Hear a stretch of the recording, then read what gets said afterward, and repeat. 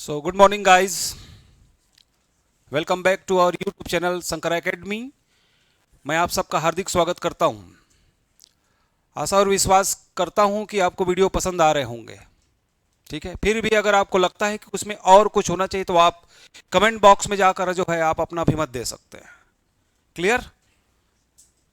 आपके कमेंट्स को बहुत ध्यान से पढ़ा जाएगा, सुना जाएगा और विचार भी किया जाएगा और उसका जवाब भी दिया जाएगा। खास बात दूसरा, यदि आप मुझे सुन रहे हैं कहीं पर भी हो और लगता है कि किसी विशेष टॉपिक पर वीडियो बनाना है तो आप मुझे अपना ओपिनियन भी दे सकते हैं। सर इस टॉपिक पर आप वीडियो प्लीज बनाइए करके, इस बात को अंडरलाइन कीजिए और मैं निश्चित रूप से समय निकालकर उस पर वीडियो अवश्य बनाऊंगा जो एग्जाम पॉइंट ऑफ व्यू से बहुत इंपॉर्टेंट होगा। क्लियर? कहते हैं कि छोटी सी जिंदगी है। कैसी है? छोटी सी जिंदगी है, हर बात में खुश रहो। क्लियर? जो चले गए छोड़कर उनकी याद में खुश रहो, जो लौट कर नहीं आने वाले उनके अंदाज में खुश रहो, कल का क्या भरोसा, अपने आज में खुश रहो। क्लियर? अपने वर्तमान को जिए, कबीर अभी जिंदा रख, अपना जमीर अभी जिंदा रख, कबीर अभी जिंदा रख, जमीर अभी जिंदा रख और हौसले के उस तरकस में कोशिश का तीर अभी जिंदा रख। क्लियर? याद रखना, मैं तुम्हें केवल यही कह सकता हूं कि कभी गिव अप नहीं करना है। जब तक इस शरीर में जो है अंतिम सांस है तब तक लड़ो, क्योंकि डर के आगे जीत है। चलिए इस लाइन के साथ आज की क्लास की शुरुआत करते हैं हम लोग। मध्यकाल पार्ट 3, मध्यकाल इन भारत पार्ट 3। हमने सल्तनत कालीन प्रशासन को अभी थोड़ा सा एक किया था। सल्तनत कालीन प्रशासन, कालीन प्रशासन, एडमिनिस्ट्रेशन। ठीक है, इसमें काम की बात को ही बताऊंगा, लिटरेचर को नहीं। अभी लिटरेचर को लिटरेचर वाले पूरे इसमें देखेंगे, कुछ कुछ लिटरेचर बताऊंगा। समझ रहे हो ना? चलिए लिखिए जो काम का है। सबसे ऊपर में था प्रांत, सिख, परगना, प्रांत, सिख, परगना, ग्राम। प्रांत, सिख, परगना, ग्राम। कभी भी इनका हेड भी पूछेगा कुछ कुछ का तो बताना है। प्रांत का तो जानते हैं, प्रांतपति कहलाता था। सिख का सिकदार, सिख का सिकदार। परगना का आमिल, आमिल। और ग्राम का मुगल काल में इसी का हेड क्या कहलाता था? चौधरी या मुकद्दम। चौधरी या क्या कहलाता था? मुकद्दम। प्रांत, सिख, परगना, ग्राम। ठीक है, एक हायरार्की है। मुगल काल में भी सिख था। एक हायरार्की इसको याद रखना, प्रांत, इक्ता। प्रांत, इक्तेदारी, इल्तुतमिश। याद आया? प्रांत, इक्ता, परगना, ग्राम। ग्राम। इक्तेदारी प्रथा चलाया था किसने? इल्तुतमिश ने। किसने? सिख प्रथा चला, सिख वाला जानते हो, सिकदार, सिकदरान, मुंसिफ, मुंसिफान, शेरशाह सूरी। हायरार्की कभी भी आ सकता है, इसका संबंध किस काल से है समझ में आ रहा है। इक्ता प्रथा किसने चलाया था? इल्तुतमिश। किसने चलाया? इल्तुतमिश। ठीक है, इसको भी याद रखें। इसके बाद राजस्व पद्धति में 4-5 प्रकार के टैक्स याद रखना। कितने प्रकार के टैक्स? 5 प्रकार के टैक्स। जजिया, दोनों में कॉमन रहेगा। जजिया, जकात, खम्स, खराज या खिराज, उस्र। जजिया, जकात, खम्स, खिराज। मोस्ट इंपॉर्टेंट क्वेश्चन, जजिया, जकात। गैर मुस्लिम, मुस्लिम बताया था। गैर मुस्लिमों पर लगाए जाने वाला कौन सा कर था? धार्मिक कर। गैर मुस्लिम माने हिंदू ही समझ लो। जकात क्या था? मुस्लिमों पर लगाया जाने वाला धार्मिक कर था। धर्म से संबंधित कोई भी आयोजन हो, समझ में आ रही कि नहीं, उस पर टैक्स लगता था। जजिया धार्मिक कर, जकात धार्मिक कर। पहला गैर मुस्लिम, दूसरा मुस्लिम। खम्स, युद्ध में लूटे हुए संपत्ति पर टैक्स लगता था। युद्ध में लूटे हुए संपत्ति पर, लूटेड एसेट्स पर क्या लगता था? टैक्स। उसको खम्स कहते थे। इसका हिस्सा अप डाउन होता था राजा के हिसाब से। खराज, गैर मुस्लिमों पर लगाए जाने वाला प्रशासनिक कर हिंदुओं पर। भू राजस्व कर है। भू राजस्व क्या है करके पूछ सकता है। भू राजस्व कर, खराज। गैर मुस्लिम मतलब हिंदू। उश्र, मुस्लिमों पर लगाया जाने वाला धार्मिक कर था सल्तनत काल में, उश्र। टैक्स जब अलग से पढ़ाऊंगा पूरे हिस्ट्री में, टैक्स केवल हर काल में टैक्स देखेंगे तो उसमें क्लियर हो जाएगा। मैं कहां बोला हूं, तेरा माइंड सेट नहीं हुआ लग रहा अभी तक। गैर मुस्लिम मुस्लिम दोनों धार्मिक कर, क्लियर। खराज और उश्र, गैर मुस्लिम मुस्लिम। प्रशासनिक कर, कौन सा कर? प्रशासनिक कर या राजस्व कर या भूमि कर। ठीक, ऐसी सेट करके चलना, क्योंकि जब आप सारे विषय को जो है एक साथ फोकस करोगे एग्जाम हॉल में थोड़ा कंफ्यूजन होता है, कम प्रैक्टिस किए रहोगे तो। होता है ना, क्या था, ए था कि बी था कि सी था, उसी में गलत होता है। ठीक है। भूमि, भूमि पीपीसीबी, पीपीसीबी बताया हूं। पोलज, पोलज भूमि, परती भूमि, चाचर भूमि, चाचर और बंजर। पोलज, पड़ती, चाचर, बंजर। पीपीसीबी ये मुगल काल में भी था। समझ में आ रही कि नहीं?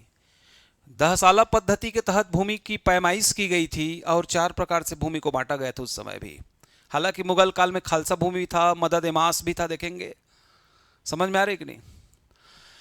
पोलज, पड़ती, चाचर, बंजर। पोलज माने उपजाऊ भूमि, समझ में आ रही? जहां नियमित अंतराल में खेती होती थी वर्ष में, उसको पोलज भूमि कहते थे। उपजाऊ, नियमित अंतराल में प्रत्येक वर्ष कृषि कार्य फार्मिंग किया जाता था पोलज भूमि पर। उपजाऊ भूमि थी माने आज का खादड़ भूमि, नवीन जलोढ़ मिट्टी।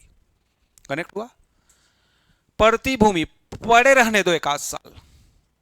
परती, पड़े रहने दो, कुछ अंतराल उसमें गैप कर दिया जाता था, 6 महीना, 1 साल, 1 आध साल, उसके बाद फिर से नया फसल लिया जाता था। तो पड़ती भूमि, ताकि उसकी भूमि की उर्वरता जो है बनी रहे।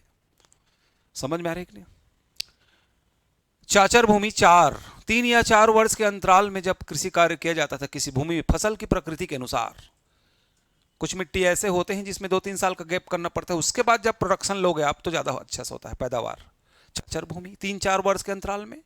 बंजर भूमि, बैरन लैंड, स्पष्ट है कि इसमें कृषि कार्य नहीं किया जाता था। चारों को देकर मैच द फॉलोइंग सुमेलित कीजिए या बेमेल जोड़ा दे सकता है दोस्तों। क्लियर? क्लियर? पीपीसीबी, पीपीसीबी याद रखना। उसके बाद अधिकारी, अधिकारी एवं विभाग। यहां से एक प्रश्न लगभग तय, इसको तो विशेष रूप से आप याद रखें। अधिकारी एवं विभाग समझ में आ रहे? गुलाम खिलजी, तुगलक, सैयद लोदी, है ना? गुलाम खिलजी, तुगलक, सैयद लोदी। गुलाम वंश में कुतुबुद्दीन ऐबक, फिर इल्तुतमिश, बलबन, उसी के हिसाब से बता रहा हूं ना। दीवान ए अर्ज, दीवान ए अर्ज, दीवान ए अर्ज या आरिज, दीवान ए अर्ज या आरिज की स्थापना अर्ज किया है बलबन। बोलो, अर्ज किया है बलबन। अर्ज किया है महाराज, अर्ज किया है बलबन। याद हो गया। अर्ज या सैन्य विभाग था ये। कौन सा विभाग? दीवान ए अर्ज क्या था? डिफेंस डिपार्ट था, सैन्य विभाग पूछा गया प्रश्न। सीधा मैं जैसा बोल रहा हूं ऐसे याद रखना, इस वीडियो को बार बार सुनिए। अर्ज किया है बलबन, अर्ज किया है, कौन अर्ज कर रहा है? सैन्य, सेना, सेना, सैन्य विभाग, सैन्य विभाग। गुलाम वंश, कौन सा वंश? गुलाम वंश में बलबन को कनेक्ट करना है। खिलजी वंश, कौन सा वंश? दूसरा है खिलजी वंश। खिलजी वंश में जलालुद्दीन खिलजी, फिर अलाउद्दीन खिलजी, अलाउद्दीन खिलजी। दीवान ए, दीवान ए रियासत, बोलिए, दीवान रियासत। समझ में आ रही कि नहीं? क्या था? वित्त विभाग नहीं, वित्त नहीं था ये, विदेश विभाग। रियासत, दीवान रियासत क्या था? विदेश विभाग पर नियंत्रण रखने के लिए क्या बनाया? दीवान रियासत के पूरे दीवान। इसको रसालत भी कहा गया कई जगह, रसालत, रसालत या रिसालत। रिसाल बोला था ना, विदेश विभाग। दीवान मुस्त खराज, बोलो, दीवान मुस्त खराज, वित्त विभाग पर नियंत्रण रखने के लिए। कौन सा विभाग? वित्त विभाग। व्यापारी वर्ग पर नियंत्रण रखने के लिए क्या? मुस्त खराज बनाया गया। मुस्त खराज, दीवान मुस्त खराज।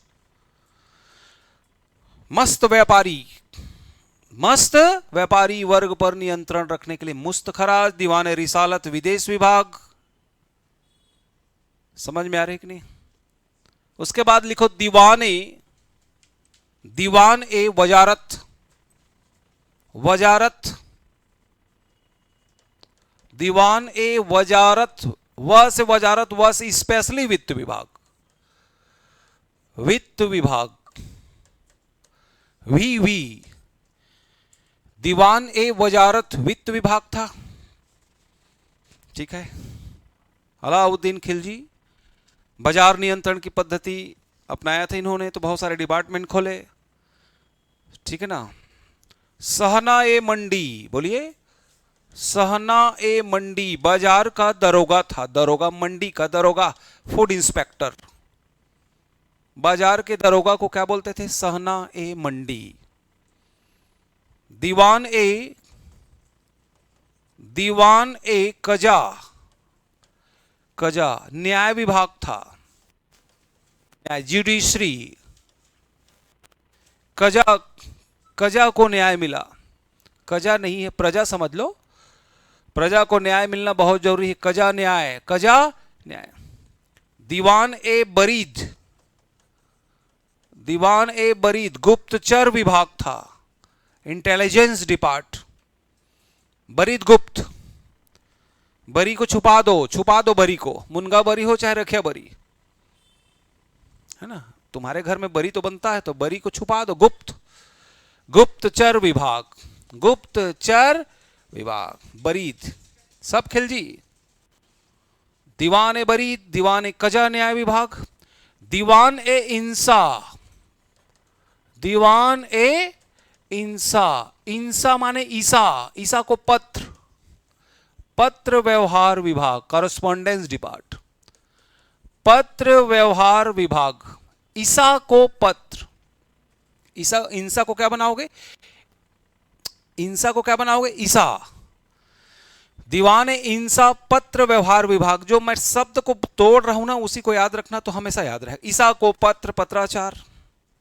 कजा माने न्याय, कजा माने प्रजा को न्याय, कजा प्रजा को न्याय विभाग। इंसा को पत्र। बरीद, बरी को गुप्त, छुपा दो। बरीद माने गुप्तचर विभाग। हमारे समझ में आ रही कि नहीं? आईबी, सीबीआई, रॉ, पाकिस्तान का आईएसआई सुने हो, अमेरिका का CIA, FBI, देखो करंट से कनेक्ट हो गया। CIA सुने हो, America, central intelligence agency, federal bureau of investigation. America जाओगे तो ये दोनों मिलेंगे, फिल्मों में देखा है आपने। ईसा को पत्र। सदुल सुदूर, सद उल सद्र, सद्र या सुदूर। धर्म विभाग, धर्म विभाग। सदुल सद्र, सदुल सदाचार टाइप लग रहा है। हमारा धर्म कहता है कि हमको सदाचारी होना चाहिए। सदुल सद्र, सदुल सद्र। धार्मिक विभाग था। क्या था? धर्म विभाग था, सल्तनत कालीन, अलाउद्दीन खिलजी। वजारत वित्त, बोलो, वजारत वित्त। मुस्त खराज व्यापारी वर्ग पर नियंत्रण के लिए मुस्त खराज।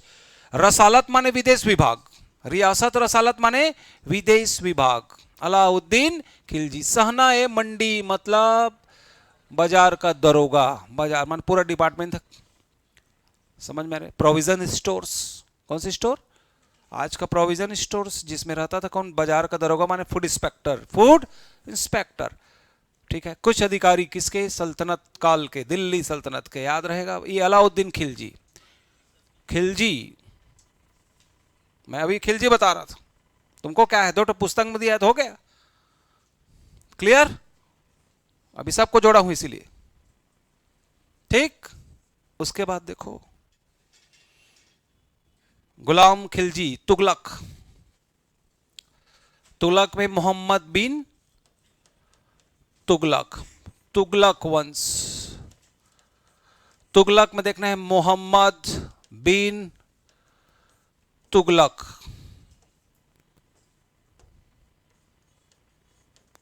तुगलक। ये क्वेश्चन है दीवान ए अमीर को ही, दीवान ए अमीर, दीवान ए अमीर को ही कैसे याद रखोगे, याद रखना, पागल को कोहा मारो, कोहा माने पथरा। लसित मलिंगा का नाम सुना है, कोहा बालिंग, ऐसे फेंकते हैं तो सीधा इसको कोहा बोलते हैं हम लोग, छत्तीसगढ़ी में हम लोग बचपन में कोहा बालिंग बोलते थे, बड़े हुए तो पथरा बालिंग, समझ में आ रही कि नहीं, और बड़े हुए तो right arm over the wicket, ऐसे, क्लियर, समझ रहे हो ना। आज लसित मलिंगा उसी में डिस्प्यूटेड हुआ था। दीवान अमीर को ही, अमीर को कोहा मान रहा है कौन, पागल, पागल सुल्तान मोहम्मद बिन, जीवन भर याद रहेगा, लाइफ टाइम इनकमिंग है। कृषि विभाग था, कौन सा विभाग था, कृषि विभाग। दीवाने अमीर को ही, दीवाने अमीर को ही, पागल के समय कोहा मारो। अगर ये याद आ गए एग्जाम में तो तुम्हारा गलत होगा ही नहीं। दीवाने अमीर को ही, कोहा पथरा कृषि, क्लियर। कृषि कार्य करते हैं तो पत्थर को हटाते हैं, कोहा को, याद रहेगा। कृषि विभाग बनाया था मोहम्मद बिन तुगलक ने, एक तो याद रखना, दीवाने अमीर को ही। उसके बाद फिरोज शाह तुगलक, इससे ज्यादा विभाग हैं, फिरोज शाह तुगलक। दास विभाग, दीवानी क्या था, दीवान, ये दास विभाग को कहते थे दीवान ए बंदगान, दीवान ए बंदगान, बंदगान।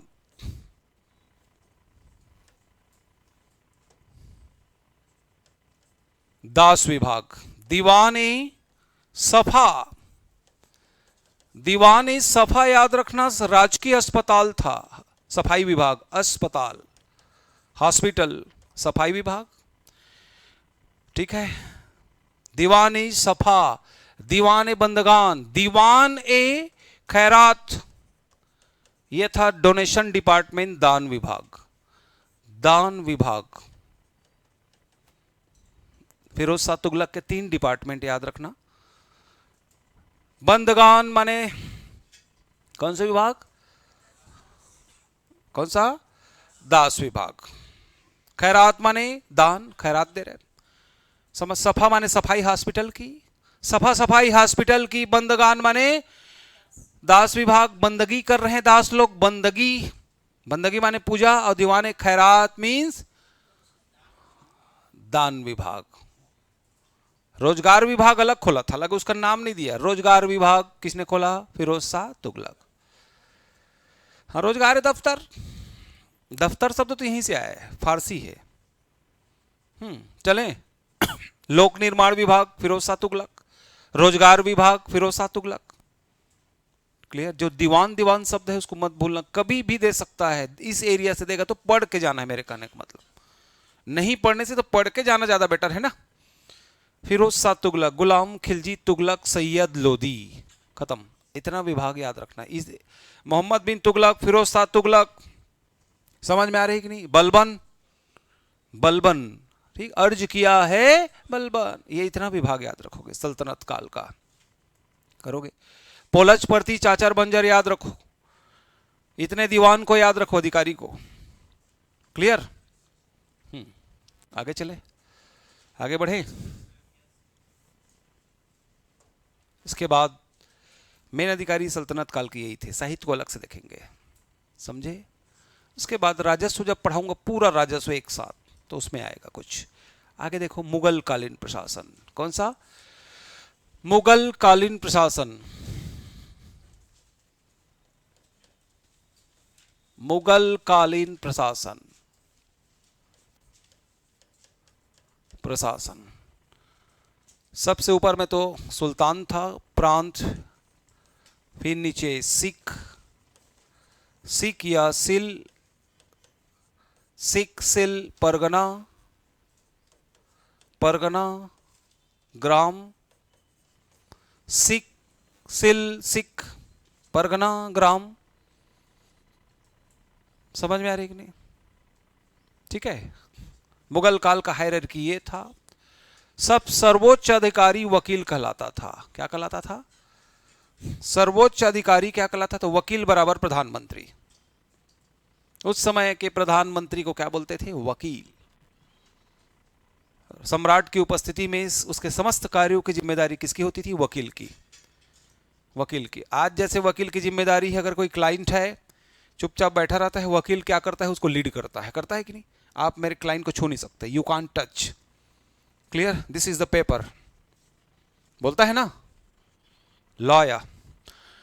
वकील समझ में आ रहा है कि नहीं? मीर बख्शी, मीर बख्शी सैन्य विभाग का head, head of the army, सैन्य विभाग का हेड था।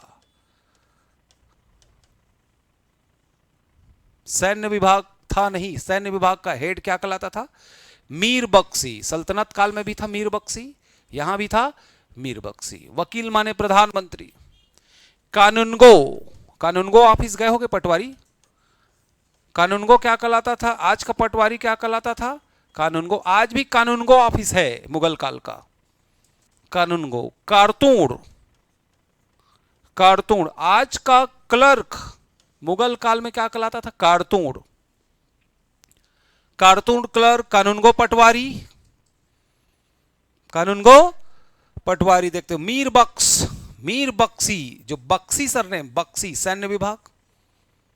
समझ में आ रही? कानूनगो पटवारी, कारतूड़ क्लर्क, के से पकड़ो। समझ में आ रही? प्रांत, सिख, सिल, परगना, ग्राम, अंतिम इकाई ग्राम, सबसे ऊपर प्रांत, उसके ऊपर सम्राट, केंद्र। क्लियर? अच्छे से करना बार बार इसको। ठीक, आगे बढ़ते हैं।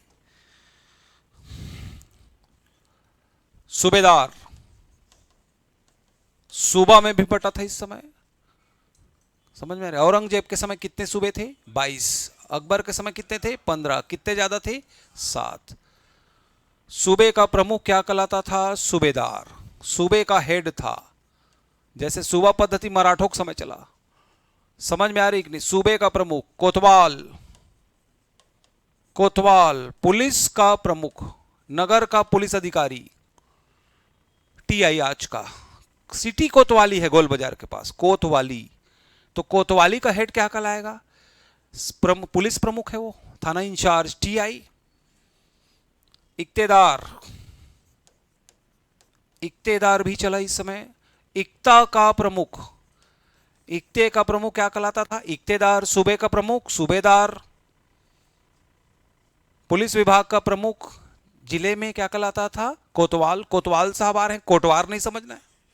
आज अगर कोतवाल है, क्या करता है तुम्हारा? कोतवाल है। घासीराम कोतवाल, विजय तेंदुलकर का। अच्छा, घासीराम कोतवाल विजय तेंदुलकर की प्रसिद्ध रचना है, याद रखना। तो कोतवाल बोलने से हमको कोटवार टाइप का फीलिंग आता है, एकदम निम्न पद हो टाइप। लेकिन उस समय क्या था? टीआई, टीआई डीएसपी से ठीक नीचे, याद रहेगा। कारतूड़ क्लर्क, कानूनगो पटवारी। बोलो, कारतूड़ क्लर्क, कानूनगो पटवारी। मीर बख्शी क्या था? सैन्य विभाग। वकील को क्या बोलते थे? ठीक है, हाँ बोल सकते हो, लेकिन इक्ते का प्रमुख इक्तेदार। प्रांत के बाद इक्ता था। और आगे देखो, मीर आतिश, मीर आतिश। दिवाली के समय आतिशबाजी होती है।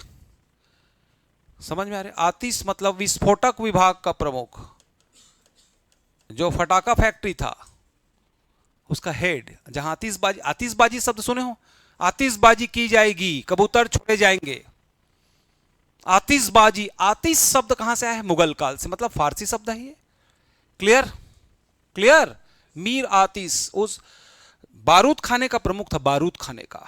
बारूद खाना भी होता था वहां पर, तोप वोप चलते थे ना, तो कितना बारूद जाएगा, कहां से आएगा, ये सब डिसाइड करता था कौन? मीर आतिश। मीर तोपची के नियंत्रण में होता था पूरा। मीर आतिश बोलो, ठीक है। खान सामा, तो मुगल काल में खान ए सामा, खान ए सामा शाही राजमहल का कुक, आज का master chef international Sanjeev Kapoor. आज का संजीव कपूर उस समय का क्या था? खान ए सामा, खान सामा, मतलब उसी टाइप के आदमी को ही रखा जाता था। सम्राट के पसंदीदा इंटरेस्ट के अनुसार जो है जो पकवान पकता था। आज भी किले में जाओगे तो बड़ा बड़ा कढ़ाई रखा हुआ है, ऐसा कढ़ाई रखा है जिसमें कम से कम 500 या 1000 लोगों के लिए सब्जी बन सकता है। समझ में? टेंट हाउस में बड़ा बड़ा देखते हो ना आज भी। मुस्लिमों का जब उर्स होता है, उर्स, उसमें देखना बड़ा बड़ा जो बर्तन रखे जाते हैं, उसी टाइप का फील करना।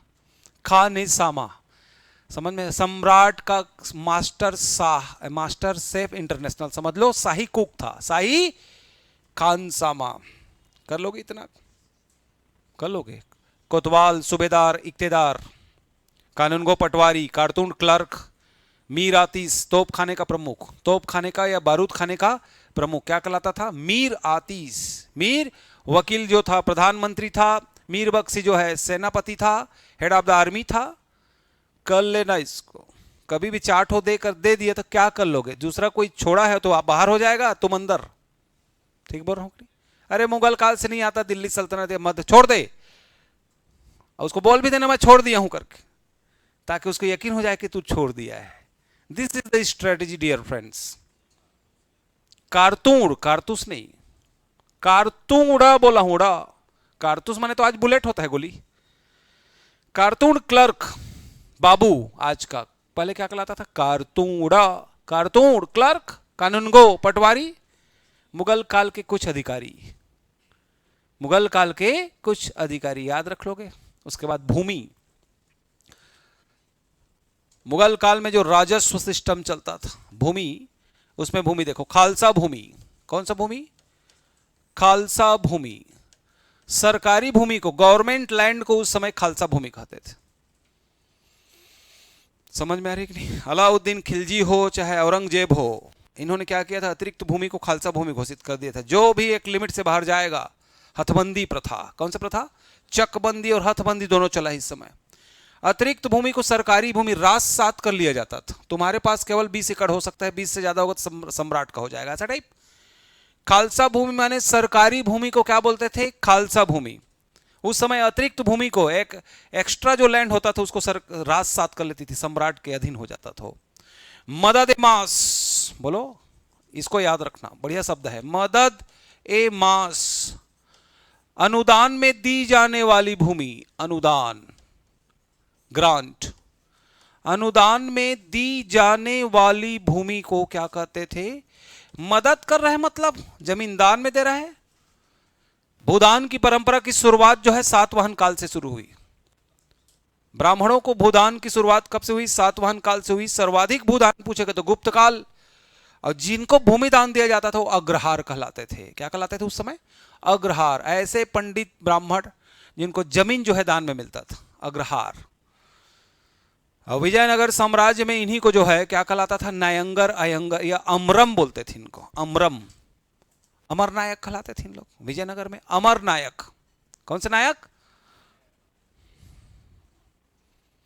देखो क्या है, अच्छे लोग और अच्छी किताबें देर से समझ में आती है। किसी भी किताब को, इंसान को जितने गहराई तक समझना है तो उसके साथ समय बिताना पड़ता है दोस्तों।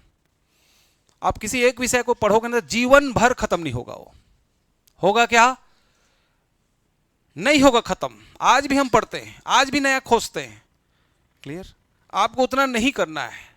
सफलता का सीधा सीधा मतलब है जो काम का चीज हो दिमाग में रहे, अनावश्यक चीजें साइड में रहे, क्योंकि आपको गार्बेज इन गार्बेज को रिमूव आउट करना है, अच्छी चीजों को डालना है कुछ समय के लिए। क्लियर?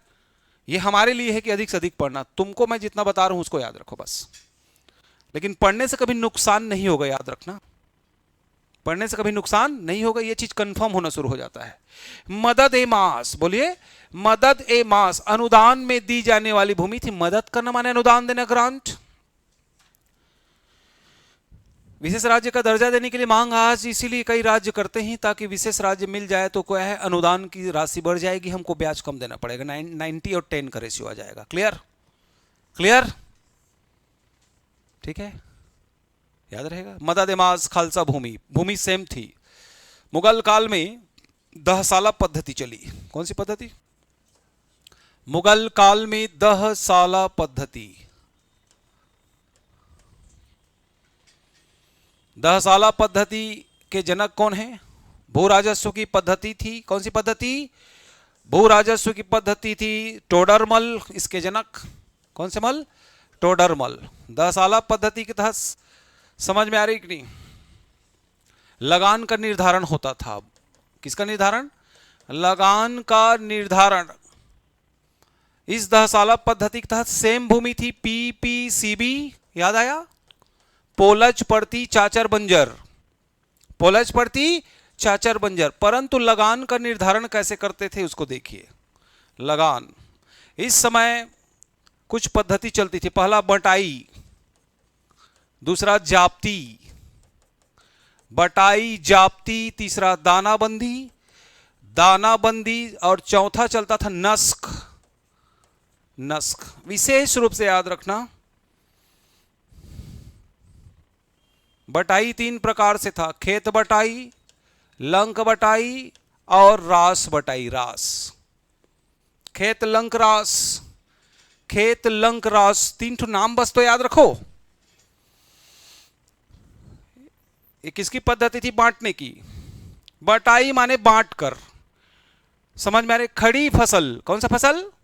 खड़ी फसल या कटी हुई फसल, समझ रहे हो? या फसल को पूरा जो है छिलके निकाल कर, 3 प्रकार से होता था। पहला खड़ी फसल, दूसरा काटने के बाद फसल, और तीसरा भूसी निकाल कर। बांटने के 3 केस हो सकते हैं। तो बटाई पद्धति मुगल काल में चला। खेत में फसल को देखकर राजा और समझ में आ रहे किसान के बीच क्या है, फसल का निर्धारण होता था। वो बटाई सिस्टम था। क्या था? कितना तुम्हारे पास रहेगा। मान लो 75 राजा के पास तो 25। अभी रेशियो नहीं बता रहा हूं। क्लियर? बटाई माने बांट कर। लगान का निर्धारण कि खेत में जाते थे वहां के राजस्व अधिकारी लोग, हाँ इतना खेत हुआ, हाँ एक काम करो, इसका 50% तुम रखो, 50 मैं, 75 मैं रखता हूं, 25 तुम या 25 मैं, ऐसा उस समय चलता था। आज जो है थोड़ा सा स्मार्ट तरीके से चल रहा है, ये चल रहा है। उस समय ज्यादा प्रॉब्लम था ना। जाप्ती, जाप्ती विगत वर्षों के आधार पर लगान का निर्धारण होता था। जो ट्रेडिशनल चला आ रहा है कि 1/2 चला रहा है, 1/3 कि टोटल में से 50% आप लो, 50 हम, या मान लो और कम कर दिए 1/3। लगान का निर्धारण विगत वर्षों के आधार पर होता था। उसको क्या बोलते थे? जाप्ती। जप्ती नहीं, जप्ती शब्द नहीं, तो भूमि अलग अलग था ना। कुछ राजा मदद एमास देते थे, मदद एमास राजा देता था, अनुदान वाला। जाप्ती माने विगत वर्षों के आधार पर लगान जो सिस्टम चला रहा है, जो भू राजस्व इधर, उसको जाप्ती बोलते थे। दानाबंदी अनुमान के आधार पर, मान लीजिए बाढ़ आ जाता था, सूखा पड़ जाता था, चलो भाई इस साल वर्षा अच्छी नहीं हुई, अल्प वर्षा, अत्यल्प वर्षा हुई है, मिनिमम रेनफॉल, तो सम्राट की तरफ से राजकीय आदेश जारी होता था कि एक अनुमानित लगान ले लो आप। अनुमानित लगान लो, 1 टन दे दो आप। कितना कितना हुआ महाराज? इस बार सूखा पड़ गया महाराज, केवल हमारे पास 20 बोरा धान हो, एक काम करो 2 बोरा जो है राजकोष में जमा कर दो। समझ में है? क्लियर? अनुमानित आधार पर, अनुमान का दाना, बोलो अनुमान का दाना, दानाबंदी अनुमानित आधार पर। नस्क संपूर्ण गांव का लगान एक साथ। महालवाड़ी, आज का जो महालवाड़ी चलता था आधुनिक भारत में, महल माने गांव, संपूर्ण गांव में देखा जाता था कि टोटल कितना फसल हुआ है, उसका एक निर्धारित हिस्सा। समझ में आ रही है कि नहीं? क्लियर? ठीक, नस्क सिस्टम के तहत लिया जाता था। ठीक है, मान लो 10 बोरा धान हुए तो 1/3, 3 बोरा ले लो, टोटल 10 का 1/3। नस्क, फिर से नस्क माने संपूर्ण गांव को लगाने एक साथ। कभी भी मतलब फॉलोइंग दे सकता है। दानाबंदी माने अनुमानित आधार पर लगान। अब अनुमान कब लगाएगा? जो है विशेष परिस्थिति में, भूकंप आ गया, प्राकृतिक आपदा, बाढ़ आ गई, सूखा पड़ गया, होता था उस समय में। जाप्ती माने विगत वर्षों के आधार पर लगान, और सबसे पहले बटाई माने खड़ी फसल को देखकर किसान और राजा के बीच में खेत का, किसका, फसल का निर्धारण करते थे। उसमें भी 3 सिस्टम था, खेत बटाई, लंक बटाई, रास। खेत माने खड़ी फसल को देखकर, ख से खेत, ख से खड़ी फसल, बिल्कुल देख लो भाई इतना लहला रहा है, इतना राजा का होगा इतना। इसका निर्धारण कौन करता था? राजस्व अधिकारी। कौन उस समय था? अकबर ने किरोड़ी नाम के अधिकारी की नियुक्ति कर रखी थी। किरोड़ी, 1 करोड़ दाम वसूल करने वाला अधिकारी किरोड़ी कहलाता था। इसीलिए उस किरोड़ी शब्द से किरोड़ी मल पड़ा। किरोड़ी मल स्टेशन है रायगढ़ के जस्ट पहले, रॉबर्टसन के पास। किरोड़ी माने 1 करोड़ दाम वसूल करने वाला अधिकारी क्या कहलाता था? किरोड़ी। समझ में आ रही कि नहीं? 4 सिस्टम, बटाई, जाप्ती, दानाबंदी, नस्क, भूमि के 4 प्रकार, पोलज, प्रति, चाचर, बंजर, कुछ अधिकारी, प्रांत, सिख, परगना, ग्राम। क्लियर? क्लियर कर लो। प्रशासन, क्या देख रहे हैं? क्या? प्रशासन। इतने हायरार्की को, इतने टैक्स को याद रखो। उसके बाद देखो मनसबदारी। मनसबदारी प्रथा 1572। मनसबदारी व्यवस्था की शुरुआत कब हुई थी? 1572 में हुई। इसको मंगोलों से, किसे? मंगोलों से ग्रहण किया गया था। मंगोलिया, चंगेज खां, मंगोलों से ग्रहण किया गया था मनसबदारी। याद रखना, मनसबदारी दशमलव पद्धति पर आधारित था। कौन सा पद्धति? दशमलव। इसमें 10 से लेकर 10,000 तक के जो है पद वाले आदमी होते थे। मिनिमम 10 माने 10 के पीछे एक अधिकारी और 10,000 के पीछे एक अलग विशेष अधिकारी होता था। खान बोलते थे उसको। अंतिम में क्या बोलते थे? अमीर मलिक खान, खान बाबा। बैरम खां को अकबर ने कौन सी उपाधि दी थी? खान बाबा। खान माने सलमान खान नहीं। सलमान खान के पीछे भी जो खान छुपा है वो खान एक टाइटल था जिसके नीचे में 10,000 घुड़सवार होते थे। कितने? तब खान शब्द पड़ा, खान। आज जान लो, समझ में? 10 सिपा सलार बराबर 1 अमीर खेल होता था ना उस समय, सुने हो? ठीक, उसी से पूरा इकाई बना। क्या बना? अमीर मलिक खान बराबर। ठीक है, तो उसको पूरा हायरार्की को नहीं जानना, इसको जानो कि कितना 10 से लेकर 10,000 तक के पद थे। किसमें? मनसबदारी में। मंगोलों से ग्रहण किया गया था, चंगेज खां के समय से चला आ रहा था। दशमलव पद्धति पर आधारित था, माने 10-10 के रेशियो में बढ़ता था ये। ठीक है, सर्वाधिक मनसब राजपूत मनसबदार किसके समय थे? औरंगजेब। राजपूत मनसबदार, और राजपूतों से राजपूत नीति स्थापित किया किसने? अकबर ने। मनसबदार 2 भाग में बटा था। मनसबदार, जात और सवार। जात और सवार। जात से उसके वेतन का निर्धारण होता था। कौन से जात के हो तुम? मैं 10,000 जात वाला हूं, मैं 1,000 वाला हूं। कितना वेतन मिलता है तुम? कितना वेतन माने कितने जात पूछते थे। सवार माने घुड़सवारी दस्ता। आपके पीछे कितने हॉर्स राइडर्स? जात और सवार। बोलो। सवार में 2 विशेष सवार जोड़ा था जहांगीर ने, दूह अप्पा और सिंह अप्पा। जहांगीर ने 2 सवार और जोड़ा था, नया पद। सिंह अप्पा, अप्पा डब्बा चब्बा। सुने हो? नहीं सुने हो? मत सुनो, अच्छा है, याद कराने के लिए बोल रहा था। सिंह अप्पा।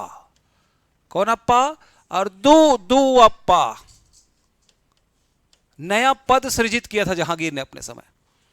सिंह अप्पा, दू अप्पा, ऐसा कभी आ जाए तो बनाना जहांगीर। जात सवार, जात से व्यक्ति के किसका वेतन का निर्धारण होता था पद के साथ, और इससे सवारी का निर्धारण होता था उसके अंदर में कितने होंगे। मिनिमम 10 घुड़सवार के पीछे एक अधिकारी होता था, और मैक्सिमम 10,000 घुड़सवार के पहले एक अधिकारी, जिसको खान बोलते हैं। खान के ऊपर मलिक था, मलिक के ऊपर अमीर था। समझ में आ रही कि नहीं? खान के ऊपर क्या था? मलिक। मलिक के ऊपर क्या था? अमीर। अमीर, अमीर सरदार बोलते हैं ना दिल्ली के। अब ये भी सुन लो, अमीर पैसे से अमीर नहीं थे, इसके नीचे घुड़सवार दस्ता होता था। दिल्ली के तुर्की अमीरों ने शब्द लिखा है बुक में। अमीर पैसे से नहीं, पद से अमीर। अमीर के नीचे क्या था? मलिक। अन्नू मलिक सुने हो? इनके पूर्वज को सर्च करो अन्नू मलिक के, तो पता चलेगा कि इन लोग कभी पदाधिकारी होते थे मुगल काल में। मजूमदार को सर्च करो, मजूमदार, इन लोग लेखा जोखा रखते थे, अकाउंट्स ऑफिसर, जैसे लिखा AC मजूमदार 1916 लखनऊ अधिवेशन, मजूमदार, कई जगह नेम प्लेट मिलेगा, जान जाना मुगल काल वाला है। फडणवीस देख लेना, सब जो है मराठा काल वाला है, मजूमदार, फडणवीस मराठा मिलेगा। तो थोड़ा सा पढ़ने वाले वैसे कनेक्ट करते हैं। अमीर मलिक खान, खान शब्द जो आया है, शाहरुख खान, सलमान खान, ये इनके पूर्वज में जाओगे तो क्या है, कहीं ना कहीं घुड़सवार दस्ता के हेड थे इन लोग। समझ में आ रहे? ठीक है, कर लोगे, कर लोगे। मनसबदारी और दहसाला पद्धति, मनसबदारी और दहसाला पद्धति, दहसाला पद्धति माने 1580 टोडरमल। कब लागू हुआ दहसाला? 1580 में भू राजस्व की पद्धति लागू हुई, टोडरमल, टोडर, क्लियर। मुगल काल में जो खम्स का हिस्सा था, 4/5 भाग सैनिकों में बांट दिया जाता था, और 1/5 भाग किसमें? राजकोष, समझ, 20% राजकोष और 80% सैनिकों में बांटता था। जबकि अलाउद्दीन खिलजी उल्टा चलता था, 75% स्वयं और 25% सैनिकों में बांटता था। दोनों को लिख लेना भाई, का कहा थे रे खिलजी, खम्स। खिलजी के समय, अलाउद्दीन खिलजी के समय 3/4 स्वयं रखता था, 3/4 मतलब 75%, और 1/4 माने 25%। समझ में आ रहा है? किसमें बांटता था वो? माने खम्स का हिस्सा बढ़ा दिया था, 50% से 75 किया था वो, 50-50 था। अब एक काम करो, जो है हम हुक्म देते हैं, हुक्म की तामील हो, 3/4 75%, 3 भाग हम रखेंगे, 1 भाग तुम रखो। लूटे हो ना, ठीक है, 1 भाग पर तुम्हारा अधिकार है, जाओ खुश रहो, एंजॉय करो। क्लियर? ऐश करो, ऐश से ही बना ऐश्वर्या शब्द, ऐश। समझ में आया? चले आगे, चले। मुगल काल, क्या देख रहे थे? मुगल काल। मुगल काल में अब देखो, स्थापत्य कला, कौन सा कला? स्थापत्य, थोड़ा सा एक प्रश्न आ चुका है, आर्किटेक्चर। इंडो ग्रीक शैली चलती थी, कौन सी शैली? इंडो ग्रीक या इंडो इस्लामिक, ये पूछा गया प्रश्न। जितने भी उस समय गुंबद उम्बद बनते थे वो सब इंडो इस्लामिक शैली में थे। इंडो इस्लामिक या इंडो ग्रीक शैली का प्रयोग होता था, पूछा गया प्रश्न। समझ में आ रहे? मेहराब प्रथा, मेहराब सिस्टम, कौन सा? जितने भी उस समय के भवन थे उसमें मेहराब लटके हुए थे, सामने मेहराब लटके रहते ना, जालीनुमा। मेहराब प्रथा, गुंबद, ये जितने भी मुस्लिमों के मस्जिद वगैरह है, गुंबद बनता है। गुंबद समझ गए? ये ऊपर का गुंबद, समझ में आ रही? मेहराब, गुंबद, ये सब कौन सी शैली में था?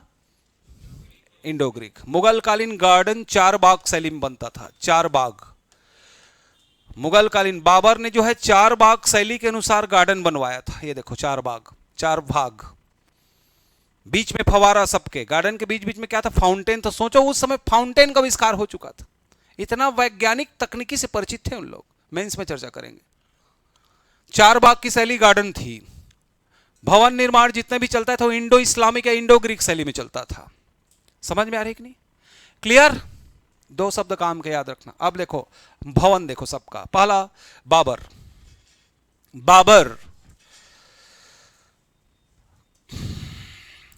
बाबर का तो जानते हो। एक तो आगरे का आराम बाग बनवाया। क्या बनवाया? आगरे का आराम बाग। तो आराम बाग की शैली लिख लो, 4 बाग की शैली। 4 बाग की शैली मतलब चारों तरफ जाने का रास्ता और चारों तरफ गार्डन। इसको कैलकुलेट करो, एक गार्डन ये, एक 2 और एक 3 और एक 4। चल देना, अभी भी मुगल गार्डन दिल्ली। और बीच बीच में उसके क्या था? फाउंटेन था, फवारा। उस समय फवारा। समझ में आ रही है? मुगल काल मतलब पढ़े हो ना, 1526 से 1707। क्लियर? क्लियर? 4 बाग की शैली। बाबर ने आगरे का आराम बाग बनवाया, इसी में पहले दफनाया गया, बाद में कहां ले जाया गया? काबुल। हुमायूं, उसका स्थापत्य कला देखते हैं। हुमायूं का किला दिल्ली में है। हुमायूं का किला कहां है? दिल्ली। हुमायूं का महल बोलते हैं, उसे क्या बोलते हैं? हुमायूं का महल, जिसको तड़वाकर शेरशाह सूरी ने किला एक कुहना बनवाया। किला एक कुहना, सुने हो? हुमायूं निर्मित महल को तोड़वाकर शेरशाह सूरी ने किला ए कुहना बनवाया। किला ए कुहना किसने बनवाया? शेरशाह सूरी। हुमायूं निर्मित महल दिल्ली को तोड़वा कर क्या बनवा दिया? किला ए कुहना। किला ए कुहना सुने हो? बाबर हुमायूं। हुमायूं दीनपना नगर बसाया था हुमायूं ने। दीनपना नगर और दीनपना पुस्तकालय 1533 1533। दीनपना नगर और पुस्तकालय भी तो आर्किटेक्चर में आएगा। हुमायूं का महल एक, उसके बीच में शेरशाह सूरी, ठीक है। दीनपना पुस्तकालय या नगर बसाया किसने? हुमायूं ने। इस बीच में शेरशाह सूरी। शेरशाह सूरी लिख लो अलग से फिर से, शेरशाह सूरी। पहला तो लिख लो किला ए कुहना। किला ए कुहना। किला ए कुहना, ठीक है। उसके बाद लिख लो GT road, grand trunk road. GT road पूछा गया प्रश्न, फेवरेट प्रश्न, ग्रैंड ट्रंक रोड। सड़क ए आजम बोलते हैं इसको, पूछा गया प्रश्न पीएससी। सड़क ए आजम बोलो, सड़क ए आजम। सड़क ए आजम जीटी रोड, यह है बांग्लादेश के सोनारगांव से। सोनारगांव बांग्लादेश से पाकिस्तान का पेशावर। मौर्य काल का उत्तरापथ, मौर्य काल का उत्तरापथ, मुगल काल का क्या था? GT road. आज नेशनल हाईवे नंबर 12 जिसको हम 19 बोलते हैं, 19 आज क्या बोलते हैं? एनएच 19। एनएच 19 नंबर की सड़क क्या कहलाती है? उस समय का अभी 10 साल पहले का 12 और उस समय का GT road, grand trunk road. और वही मौर्य काल का क्या था? उत्तरापथ। क्या था वो? तक्षशिला तक। पेशावर पाकिस्तान से या काबुल से लेकर बांग्लादेश का सोनारगांव अंतिम बॉर्डर था। किसने बनवाया? शेरशाह सूरी। सासाराम में जो है झील के बीच अपना चबूतरा बनवाया। शेरशाह सूरी ने स्वयं जाने से पहले अपना चबूतरा बनवा दिया था, समाधि, सासाराम बिहार झील के बीच। किला ए कुहना 1, ग्रैंड ट्रंक रोड 2, सासाराम में अपना मकबरा 3। हुमायूं हो गया, शेरशाह सूरी हो गया, अकबर बता चुका हूं, अगर लिख चुके हो मत लिखना, समझ में आ रही। आगरा में अकबर का किला। अकबर का किला जहांगीर ने बनवाया। किसने बनवाया? अपने, उसके बाद उनके पिता के नाम से। अकबर ने इलाहाबाद में किला बनवाया। क्या बनवाया? इलाहाबाद का किला अकबर। समझ में? फतेहपुर सीकरी की स्थापना, उसमें सारे महल बता चुका हूं। दीवाने आम खास, समझ में? जोधाबाई का महल, बीरबल का महल, शेख सलीम चिश्ती का मकबरा, रंग महल किसने बनवाया था? अकबर ने। ठीक है। बुलंद दरवाजा बनवाया किसने? अकबर ने। पंचमहल भी बनवाया फतेहपुर सीकरी में। फतेहपुर सीकरी में अपने समय अकबर ने आगरा का किला भी बनवाया था, एक ठो आगरा का किला, और जहांगीर ने उसको आगे बढ़ाया था। और उसने इलाहाबाद का किला भी बनवाया। किसने? अकबर। लाल किला ना, याद रखना, सारे सैंडस्टोन से बना है, लाल बलुआ पत्थर से। इंडो इस्लामिक शैली। कौन सी शैली? इंडो इस्लामिक शैली, याद रखना, पूछा गया प्रश्न। मिश्रित शैली बोलते हैं इसको। क्या बोलते हैं? माने भारत और यूनान या इस्लाम का जो है सम्मिश्रण जो है इसमें देखने को मिलता है। अद्भुत वास्तुकला का अनुपम उदाहरण। ये सब साहित्यिक शब्द हम मेंस में देखेंगे। क्लियर? अभी तुम शब्दों को याद रखना। अकबर, जहांगीर, जहांगीर सुने नाम। अपने ससुर का मकबरा बनवाया, एतमादुद्दौला का मकबरा, एतमादुद्दौला का मकबरा बनवाया। पहली बार पित्रादुरा का प्रयोग हुआ है। फेवरेट प्रश्न। संगमरमर के साथ मोती का प्रयोग, डायमंड के जड़ना, संगमरमर के साथ छोटे छोटे डायमंड मोती को जोड़ना क्या कहलाता है? पित्रादुरा। एतमादुद्दौला का मकबरा जो है आगरा के निकट है। समझ में आया? इसका ससुर था किसका? जहांगीर। ठीक है, याद रहेगा, याद रहेगा। न्याय की जंजीर बनवाई थी इसने। शाहबुर्ज का किला बनवाया, शाहबुर्ज आगरा, शाहबुर्ज आगरा में शाहबुर्ज का किला, एतमादुद्दौला का मकबरा। न्याय की जंजीर वाला काम किया किसने? जहांगीर। बाकी तो चित्र पेंटिंग करता रहा। शाहजहां बताया था, शाहजहानाबाद बसाया किसने? शाहजहां ने क्या बसाया? शाहजहानाबाद अपने नाम से। बाकी तो तुम जानते हो। दिल्ली का, दिल्ली का लाल किला और जामा मस्जिद और चांदनी चौक। दिल्ली का लाल किला, जामा मस्जिद और चांदनी चौक किसने बनवाया? शाहजहां। एक नगर बसाया शाहजहानाबाद, बोलो शाहजहानाबाद, किसने? शाहजहां। अब देखो आगरा, आगरा का ताजमहल, आगरा का, और आगरा का मोती मस्जिद, आगरा का ताजमहल और मोती मस्जिद किसने बनवाया? शाहजहां ने। मोती मस्जिद के लिए एक ट्रिक है मेरे पास आपके लिए, देखो दास, बोलो। दिल्ली का मोती मस्जिद पूछेगा तो औरंगजेब, डीए, और आगरा का मोती मस्जिद पूछेगा तो शाहजहां, एस, डीएस। दिल्ली शब्द शुरू लिखना, दिल्ली माने औरंगजेब, मोती मस्जिद, और आगरे का मोती मस्जिद किसने बनवाया? शाहजहां ने। पूछा गया प्रश्न, कंफ्यूजन नहीं होना। दो मोती मस्जिद है, दिल्ली माने औरंगजेब, और दिल्ली, दिल्ली की और शेर, और औरंगजेब।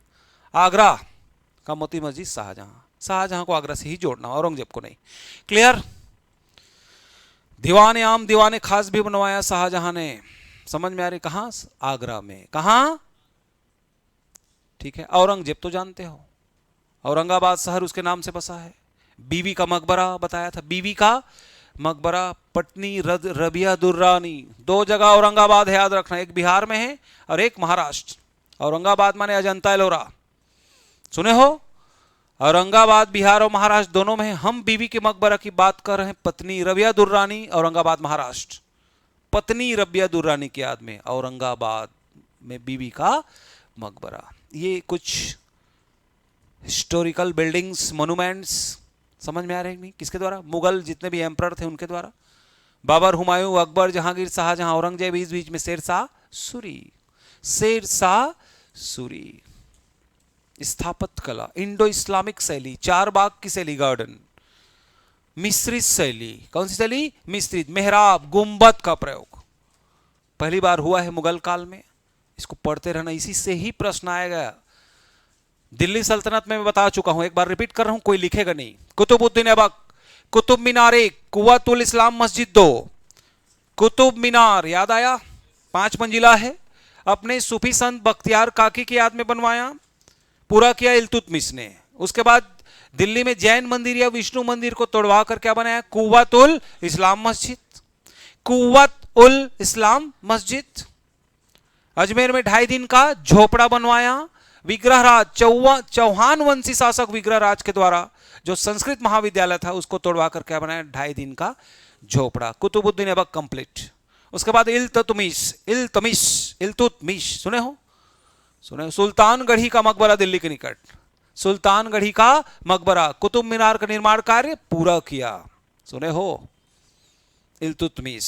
और ये बताओ मोइनुद्दीन चिश्ती का मकबरा कौन बनवाया? इल्तुतमिश। निजामुद्दीन औलिया का मकबरा किसने बनाया है? मोहम्मद बिन तुगलक। आ रहे हैं। इल्तुतमिश ने निजामुद्दीन इसका मोइनुद्दीन चिश्ती का दरगाह या मकबरा बनवाया है अजमेर में, समझ में आया? इल्तुतमिश के बाद बलबन, लाल महल दिल्ली, लाल महल दिल्ली, समझ में आ रही है? बलबन के लाल महल में ही अलाउद्दीन खिलजी ने अपना राज्याभिषेक करवाया था, याद आया? बलबन, बोलो लौह एवं रक्त की नीति वाला बलबन, अर्ज किया है बलबन, समझ में आ? नवरोज उत्सव बलबन, समझ में आ रही? सिजदा और पैबोस बलबन, जिले इलाही बरबन बलबन, याद रहेगा? उसके बाद आया गुलाम वंश के बाद खिलजी वंश, अलाउद्दीन खिलजी। अलाई दरवाजा दिल्ली, अला अलाई, बोलो अला अलाई, अलाई दरवाजा, सीरी का किला, जमैत खाने का मस्जिद, जमैत खाना, अला अलाई, बोलो अला अलाई, सीरी अलाई, और जमैत खाना या 1000 खंभों का मस्जिद बनवाया दिल्ली में, किसने? अलाउद्दीन खिलजी। इतना याद रखोगे? अलाउद्दीन, फिर जलालुद्दीन अलाउद्दीन, फिर गुलाम खिलजी, तुगलक, मोहम्मद बिन तुगलक, मोहम्मद बिन तुगलक। निजामुद्दीन औलिया का मकबरा दिल्ली, हजरत निजामुद्दीन कलिंग उत्कल एक्सप्रेस 5 घंटे विलंब से चल रही है, वही निजामुद्दीन औलिया। क्लियर? दरगाह मकबरा बनवाया मोहम्मद बिन तुगलक ने। इसने राजधानी परिवर्तन किया था दिल्ली से देवगिरी महाराष्ट्र, समझ? दौलताबाद शहर, कौन सा शहर? दौलताबाद का संबंध किसे है? मोहम्मद बिन तुगलक। फिरोज शाह तुगलक, गयासुद्दीन तुगलक जो है नहरों का निर्माण करने वाला पहला सुल्तान, तुगलकाबाद की नींव रखी थी गयासुद्दीन तुगलक ने। कौन सा बात? तुगलकाबाद शहर बसाया गयासुद्दीन तुगलक। नहरों का निर्माण पहले कराया गयासुद्दीन तुगलक। नहरों का जाल बिछाया फिरोज शाह तुगलक। पीडब्ल्यूडी फिरोज शाह तुगलक। लोक निर्माण विभाग फिरोज शाह तुगलक। बेरोजगार विभाग फिरोज शाह तुगलक। दीवाने अर्ज, दीवाने बंदगान, दीवाने खैरात, कौन? फिरोज शाह तुगलक। 5 शहर बसाए, हिसार, फिरोजाबाद, फतेहाबाद, फिरोजपुर, जौनपुर। याद आया? जुना खां उर्फ मोहम्मद बिन तुगलक की याद में। आगे बढ़ूं, आगे बढ़ूं। फिरोज शाह तुगलक 1200 बाग बगीचे। कितने? सर्वनामक सिंचाई कर लिया, एवजी प्रथा चलाया, 1200 बाग बगीचे, फिरोज शाह तुगलक। याद रहेगा। तुगलक सैयद लोदी। लोदी माने बहलोल लोदी। मोठ की मस्जिद। कौन सी मस्जिद? मोठ की मस्जिद, बहलोल लोदी। खत्म। साहित्य में जब जाओगे तो पता चलेगा कि मुगलों की राजभाषा क्या थी? फारसी। साहित्य में जाओगे तो मुगलों की राजभाषा क्या थी? फारसी। कई ऐसे साहित्य रहे जिनका फारसी भाषा में अनुवाद करा है समझने के लिए। समझ में आ रहे? जैसे मजमा उल बहरीन, बोलो मजमा, इसको थोड़ा सा लिख ले रहा हो, मजमा उल बहरीन। इसकी रचना किसने की है? दारा सिको। मजमा किसका लग गया? दारा का। मजमा उल बहरीन की रचना किसने की है? दारा सिको। मुंतख उल तवारिख, बोलो, बढ़िया शब्द है, थोड़ा डरोगे। मुंतख उल तवारिख। डरना भी जरूरी है क्योंकि डर के आगे क्या है? जीत। बोलने में अच्छा लगता है ना। तारीख तारीख तारीख सुने हो? बदायूनी। किसने तारीख दिया? बाद में करेंगे, बाद में करेंगे करके बदायूनी तारीख। मुंतख उल तवारिख, बोलिए। तारीख दिया बदायूनी ने। तो तारीख है फिरोज शाही अगर आ गया उस बीच में तो बरनी लेने का तारीख। तारीख दिया बदायूनी ने। मुंतख उल तवारिख। मजमा उल बहरीन। बहरीन में कौन रहता है? दारा सिको। बहरीन देश है एक ठो। बहरीन में कौन? दारा सिको। मुंतख उल लुआब, बोलिए। मुंतख उल लुआब। खफी खां। किसने लिखा इसको? खफी खां। लुलवा रहा है। लुलवाएगा कोई तुमको, ललचाएगा तो खफा हो जाओगे। खफा माने नाराज होना। लुआब ललचाना, खफा होना। खफी खां। मैं जो ये शब्द बोल रहा हूं उसको ज्यादा ध्यान देना। लुलवाना से खफा होना। लुआब शब्द याद आ जाएगा, गुलाब नहीं, लुआब। खफी, खफी तो है या सफी होगा, देख लेना। क्लियर? ठीक है ना। बदायूनी अभी बोला हूं। मुंतख उल तवारिख, तारीख दिया बदायूनी ने। मजमा लगाया दारा सिको ने। या बहरीन में कौन रहता है? दारा सिको। लुआब माने खफा हो गए, खफी खां। 3 साहित्य याद रखना। उसके बाद रामायण, महाभारत। रामायण और महाभारत का ये संस्कृत में है, फारसी भाषा में अनुवाद किया। रामायण और महाभारत का फारसी भाषा में अनुवाद बदायूनी। और बदायूनी के साथ रामायण में शामिल थे सरहिंदी। कौन थे? इब्राहिम सरहिंदी। दोनों ने अनुवाद किया है। महाभारत सुने हो? रज्जनामा के नाम से किया। कौन सा? महाभारत का फारसी भाषा में अनुवाद कौन से नाम से किया है? रज्जनामा। कौन सा नामा? रज्जनामा। बदायूनी। बदायूनी महाभारत और रामायण, उसमें रामायण में जोड़ना है एक सरहिंदी। उसके बाद बोला लीलावती ग्रंथ, बोला था। लीलावती ग्रंथ को लिफा बोला था, लिफाफा टाइप। फैजी ने लीलावती ग्रंथ, संस्कृत ग्रंथ का फारसी भाषा में अनुवाद किया। लिफे, बोलो। भागवत गीता, भाटो बोला था। भागवत गीता का फारसी भाषा में अनुवाद किसने किया? टोडरमल। कैसे याद रखो? ए भाटो। जीजा जी, जीजा को भाटो बोलते हैं। सुन ले रहो, अकबकाना मत। समझ में आ रहे? सुने हो? कितने लोग जानते हैं जीजा जी को भाटो बोलते हैं? भाटा नहीं। गुड, छत्तीसगढ़ी हो मतलब। भाटो। कभी बोल भी देना आएंगे तो प्यार से, आई डोंट लाइक मिस्टर साला, साली को साला बोल देगा। मैथ्स पर ग्रंथ है, गणित पर। लिफे भांटो, भांटो से भागवत गीता, टो से टोडरमल। समझ में आ रही कि नहीं? अथर्ववेद, अथर्ववेद का फारसी भाषा में अनुवाद किया इब्राहिम सर हिंदी, हिंदी के सर ने, इब्राहिम सर हिंदी, इब्राहिम सर हिंदी, हिंदी के सर ने अथर्ववेद का क्या किया? संस्कृत का फारसी भाषा में अनुवाद किया। वो अंग्रेजी करेगा? अरे जेम्स विल्किंसन वो तो अंग्रेजी वाला था, यूरोपीय वाला, विलियम जोन्स वाला। भागवत गीता का अंग्रेजी में अनुवाद किया, वो संस्कृत वाला कहां समझेंगे? अंग्रेज लोग तो किस में करेंगे? इंग्लिश में। जो जिसमें है करेगा ना। फारसी के लोग उनके गूढ़ रहस्य को समझने के लिए संस्कृत से फारसी में लाए। कुछ फारसी में आ गए तो अंग्रेज लोग किस में ले आए? अंग्रेजी में। विलियम जोन्स, भगवत गीता सुने हो? चले आगे, कुछ साहित्य समझ में आ रहे हैं? आगे देखो, अबुल फजल अकबरनामा। अकबरनामा किसके द्वारा लिखा गया? अबुल फजल के द्वारा। उसका जो है फारसी भाषा में अनुवाद किया अब्दुल रहीम खान खाना ने। याद आया? उसका बाबरनामा का, बाबरनामा का अब्दुल रहीम खान खाना ने किस में अनुवाद किया? फारसी में। तुर्की में था। बाबर ने स्वयं बाबरनामा लिखा, उसका तुर्की भाषा में अनुवाद किसने किया? अब्दुल रहीम खान खाना। याद तो आया होगा, तुझ के बाबरी लिखा था ना, ठीक? याद रहेगा। अकबरनामा किसने लिखा? अबुल फजल। हुमायूं नामा किसने लिखा? गुलबदन बेगम। कौन थी? उसकी बहन थी। समझ में आ रही? शाहजहां नामा किसने लिखा? इनायत खां। शाहजहां की इनायत हो। आलमगीर नामा किसने लिखा? कासिम सिराजी। कासिम सिराजी। ये खत्म। साहित्य यहां से इतना कम से कम याद रखो, और मैक्सिमम साहित्य और जोड़ूंगा अभी मैं एक टॉपिक में। साहित्य चलेगा, पूरा साहित्य थ्रू आउट उसी में से आएगा। और ये मुगल काल, इसमें राजस्व बस का भी टैक्स का परसेंट छूटा है ना, याद रख। इतना मोटा मोटा आपको लेकर चलना है। इसके बाद शुरू होता है विजयनगर साम्राज्य। कौन सा साम्राज्य? विजयनगर साम्राज्य।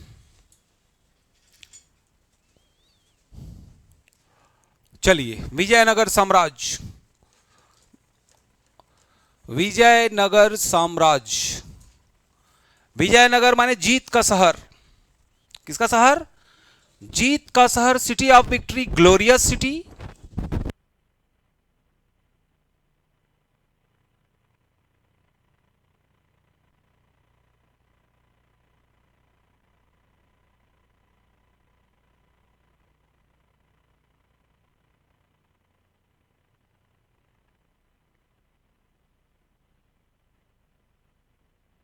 विजयनगर जीत का शहर, city of victory.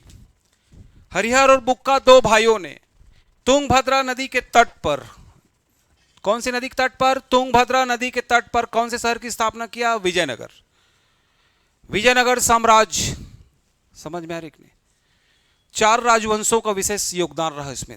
The fourth dynasty makes an important role behind the rising of the Vijayanagar city. Clear? The city of victory, glorious city it was.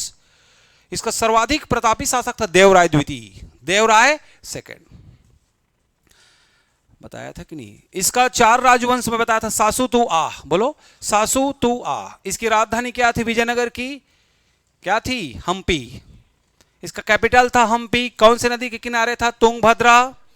Tungabhadra. इसके उत्थान में कितने वंश का योगदान रहा? चार। सर्वाधिक प्रतापी पावरफुल शासक कौन था? देवराय सेकंड, देवराय। अब इसका चार वंश, संगम, सुलू, तुलु, आरवीडू। बोलो संगम, सुलू, तुलु एंड आरवीडू। सासू तू आ, याद आया? सासू तू आ। संगम वंश, सुलु वंश, तुलु वंश, आरवीडू वंश। संगम वंश का संस्थापक कौन था? हरिहर और बुक्का। सुलू का नरसिंह, नरसिंह सुलू। तुलु का वीर नरसिंह, वीर वीर नरसिंह। और आरवीडू का तिरुमल। याद आया? अति हो गया तिरुमल। शासनकाल देखो अब 1336 से, 1336 से कब? 1486, 13 से 14 बोला था, 1486, 1486 से 15/5 कितना था, 1505, 1505 से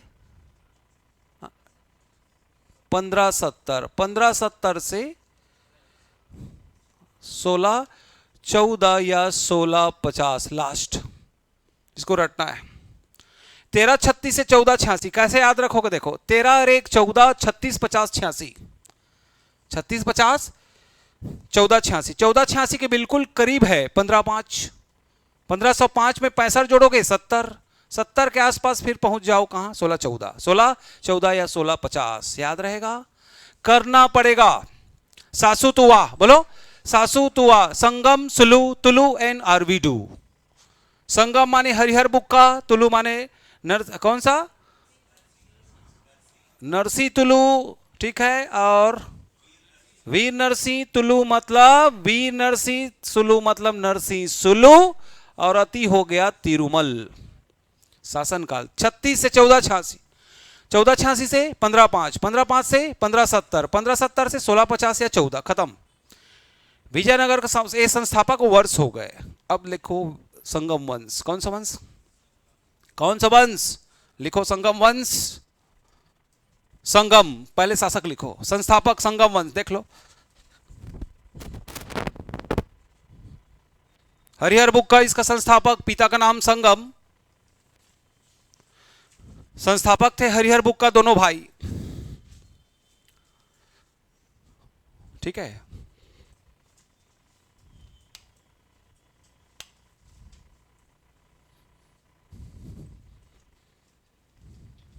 अब इसके शासक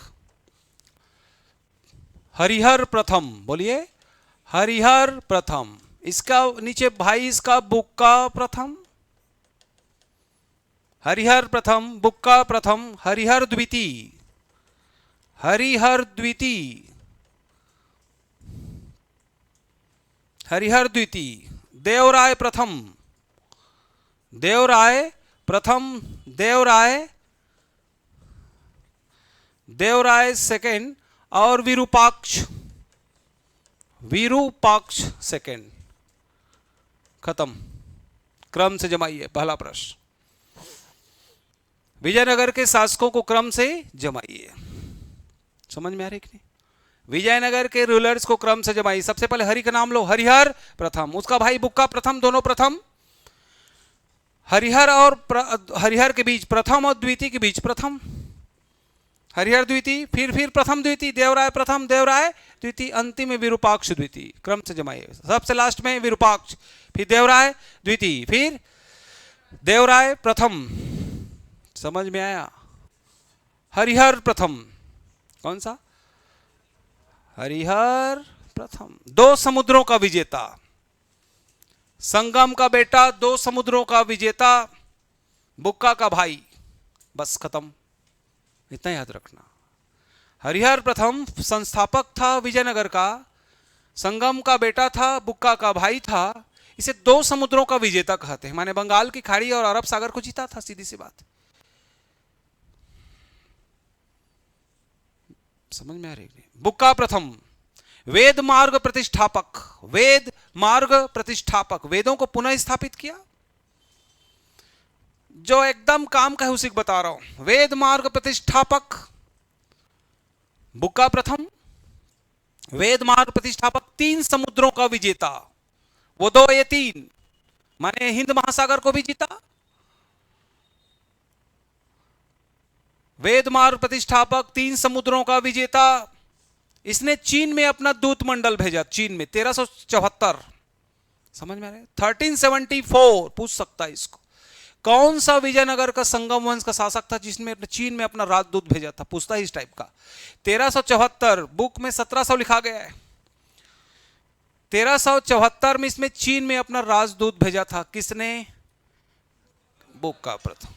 उसके बाद आ जाओ हरिहर द्वितीय, राजा, बोलो, इसे राजा की उपाधि, महाराजाधिराज, राजा महाराजाधिराज, राज वाल्मीकि, 3 उपाधि याद रखना, राजा महाराजाधिराज राज वाल्मीकि से नवाजा गया किसको? देवराय द्वितीय।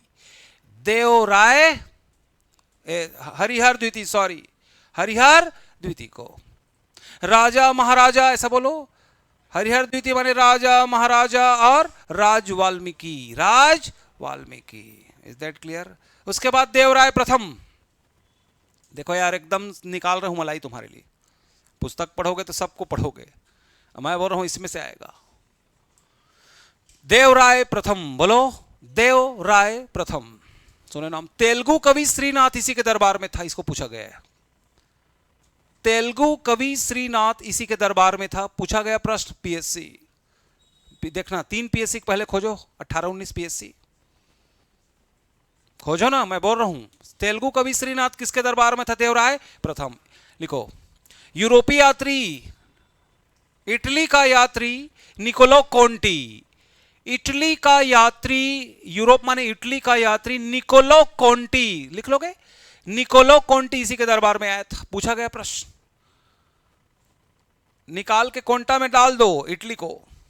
निकोलो कोंटी इटली का यात्री इसी के दरबार में आया, यूरोपीय यात्री था, इटली से आया। समझ में आया? तेलुगु कवि श्रीनाथ इसके दरबार में था। देवराय प्रथम खत्म, 2 लाइन। अगला लिखो, देवराय द्वितीय फारसी फरिश्ता अब्दुल रज़ाक। ईरान का यात्री अब्दुल रज़ाक इसके दरबार में आया था। विदेशी यात्री फिर से लिखवाऊंगा, अभी लिख लो इस काम के लिए। फारसी फरिश्ता अब्दुल रज़ाक इसके दरबार में आया। एक, इसे गज बेटकर कहते हैं, गज बेटकर, हाथियों का शिकारी। इसे इमाडी देवराय, इमाडी देवराय पूछ सकता है। कौन सा राय? इमाडी देवराय। किसे कहते हैं? देवराय द्वितीय। इसे क्या कहते हैं? गज बेटकर, गज बेटकर। कौन आया था? अब्दुल रज़ाक इसी के समय आया था। विरूपाक्ष द्वितीय, 1 लाइन बस। पुर्तगाली यात्री नुनिज, नुनिज जो है पुर्तगाल से आया था। वीरेंद्र सहवाग की नोनी, वीरो।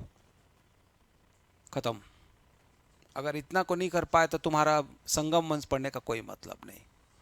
1-1 लाइन बताया हूं, इतना सरल। वीरेंद्र सहवाग की नोनी, नुनिज पुर्तगाल की नोनी। पुर्तगाली यात्री नुनिज आया था, नुनिज। देवराय द्वितीय गज बैठकर, देवराय द्वितीय 2 गज, 2 गज जमीन पड़े होगे, 2 गज गज बैठकर सेकंड में। इमाडी देवराय और एक अब्दुल रज़ाक फारसी फरिश्ता। देवराय प्रथम यूरोप का यात्री निकोलो कोंटी। प्रथम को निकाल के कोंटा में डालो। समझ में आ रही है कि नहीं? और तेलुगु कवि श्रीनाथ इसके दरबार में था। समझ में आ रही है कि नहीं? आगे बढ़ो। उसके ऊपर हरिहर द्वितीय, राजा महाराजाधिराज और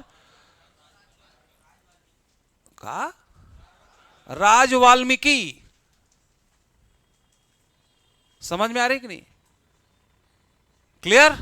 उसके पहले बुक्का प्रथम चीन में अपना राजदूत भेजा, 3 समुद्रों का विजेता, वेद मार्ग प्रतिष्ठापक। हरिहर प्रथम 2 समुद्रों का विजेता। खत्म। हरिहर बुक्का, संगम वंश क्लोज। इतना ही करना। उसके बाद कोई मतलब नहीं है। बाकी का संस्थापक याद रखना, तुलु वंश। कौन सा वंश? तुलु वंश। विजयनगर साम्राज्य का सासुतु सुलु वंश छोड़ दो, वीर नरसिंह पर के छोड़ दो। प्रथम बेलापहर द्वितीय बेलापहर शुरू हो गया। सुलु वंश, तुलु वंश कौन सा? वीर नरसिंह। इसका संस्थापक, इसका सबसे प्रतापी शासक लिखोगे आप कृष्णदेव राय। इसको पढ़ना है। कृष्णदेव सर्वाधिक पावरफुल शासक था। 1509 से 29 इसका शासनकाल रखना है याद, 20 साल। 1509 से 29 इसका शासनकाल। अल्बुकर्क का मित्र था। किसका मित्र? अरे पुर्तगाली अल्बुकर्क का मित्र। बाबर का समकालीन। किसका समकालीन था? बाबर का। किसका मित्र था? अल्बुकर्क। अल्बू याद रखना। कृष्णदेव राय, कृष्णदेव राय। इसकी उपाधि याद रखना, आंध्र भोज। कौन सा भोज? आंध्र भोज, अभिनव भोज। आंध्र भोज, अभिनव भोज, आंध्र पितामह, आंध्र पितामह, आंध्र भोज, अभिनव भोज, आंध्र पितामह किसको बोलते थे? कृष्णदेवराय। आंध्र माने एक क्षेत्र पर कब्जा पूरा। कृष्णदेव राय 1509 से 29। इसके समय में कौन थे? अष्ट दिग्गज। इसके दरबार में कौन थे? अष्ट दिग्गज। दिग्गज कौन है? कृष्णदेव राय के समय अष्ट दिग्गज 8 तेलुगु विद्वान क्या थे? मंत्री परिषद था अष्टप्रधान टाइप। 8 तेलुगु विद्वानों की मंडली थी, विद्वानों की, स्कॉलर्स की। अष्ट दिग्गज, दिग्गज कौन है? कृष्ण। विद्वानों की मंडली, विद्वानों की मंडली। Is that clear? इसकी रचना जाम्बवती कल्याण, जाम्बवती कल्याण, सुने हो नाम? संस्कृत का ग्रंथ जाम्बवती कल्याण स्वयं लिखा। समझ? अमुक्त माल्यदा, अमुक्त माल्यदा ये तेलुगु में है, ये तेलुगु में है, और ये किस में है? कल्याण करने का काम कृष्ण किस में कर रहे हैं? संस्कृत में। देखो, मुक्त कौन करते हैं? मुक्त माने कृष्ण, कल्याण माने बोलो कृष्ण। तो कृष्ण देव राय की 2 रचना याद रखें। कल्याण करने का काम कृष्ण, मुक्ति देने का काम कृष्ण। याद हो जाएगा। कल्याण से जाम्बवती का कल्याण किया कृष्ण। जाम्बवंत की पुत्री जामवती से विवाह किया था ना, वही तो है जाम्बवती कल्याण। अमुक्त माल्यदा, मुक्ति का काम किसने किया? कृष्ण। तो दोनों की रचना है कृष्णदेव राय की 2। अमुक्त माल्यदा, जाम्बवती कल्याण। समझ में? कल्याण कौन कर रहे हैं? कृष्ण। कौन सी भाषा में कर रहे हैं? संस्कृत। मुक्त कौन कर रहे हैं? तेलुगु में। समझ में आया? अष्ट दिग्गज। दिग्गज में तेनालीराम एक का नाम याद रखना है। इसके एक दिग्गज को नाम याद रखना, तेनालीराम। किसके दरबार में थे? मतलब अकबर का बीरबल तो कृष्णदेव राय का Tenaliram. SMS। Is that clear? इसकी 2 रचना, अल्लसानी पैदल, बोलो अल्लासानी पैदल, पैदल लिखा, अल्लसानी पैदल। समझ में आ रही कि नहीं? और बताओ। अल्लसानी पैदल एक राइटर था। एक तेनालीराम का नाम याद रखना, एक राइटर एक और है अल्लसानी पैदल। क्या लिखा? श्री हरि कथा सार, हरि कथा सार। पैदल चलते हुए हरि का नाम। इसके दरबार में एक अल्लसानी पैदल था, उसने क्या लिखा है? हरि कथा सार। तो कैसे याद रखोगे? अल्लसानी पैदल, पैदल चलते हुए अल्लाह का नाम लेते हुए हरि का नाम ले रहे हैं, हरि कथा सार। समझ में आ रहा है? और तेनालीरामन क्या लिखा है? पांडुरंग महत्व। तेनालीराम ने, राम ने किसका महत्व बताया? पांडुरंग, पांडुरंग महत्व, पंडित का महत्व, पांडुरंग महात्म्य ये है। 2 रचना याद रखना 2 लोग। अल्लसानी पैदल, श्री हरि कथा सार, हरि का नाम लेते हुए पैदल चल रहा है। और पांडु का महत्व बता रहे हैं कौन? कृष्णदेव, इसका तेनालीराम, कृष्ण। समझे? इतना याद रख लोगे। कृष्णदेव राय के समय निर्माण कार्य में हजारा देवी मंदिर, हजारा देवी, विठल स्वामी, हम्पी का हजारा देवी मंदिर, हम्पी का विठल स्वामी मंदिर, विठल विठल वाला। श्री राधे गोविंदा मन भजले हरि का प्यारा नाम है। और विठल विठल शब्द का प्रयोग इसी में हुआ है। विठल स्वामी का मंदिर सुने हो? हजारा देवी मंदिर, विठल स्वामी का मंदिर किसने बनवाया? कृष्णदेव राय। अल्बुकर्क का मित्र था। इसी के समय आया था, भूलना मत, डोमिगोस पायस, पुर्तगाली यात्री डोमिगो पायस पी। डोमी तो हम सांप का नाम जानते हैं, डोमिगो पायस पी, पायस माने दूध। डोमिगोस पायस विदेशी यात्री किसके समय आया था? कृष्णदेव राय। खत्म, खत्म। एक और बच गया है।